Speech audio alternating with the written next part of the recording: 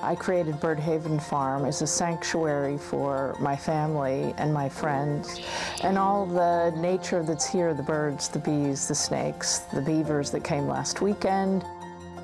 And I wanted to create a place where everything was beautiful and functional. I was working in the garden one day, thinking about jewelry design and what had been created.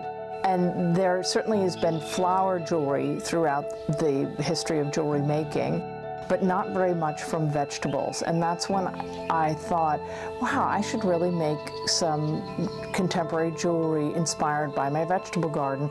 And so literally my garden here at Bird Haven Farm grew my jewelry designs.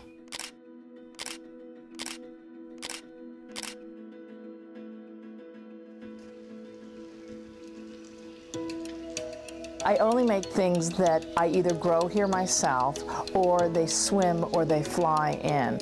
They're made of brass, and the reason I use brass is because it holds the details very well. And then it is either dipped in 18-karat gold, sterling silver, or gunmetal.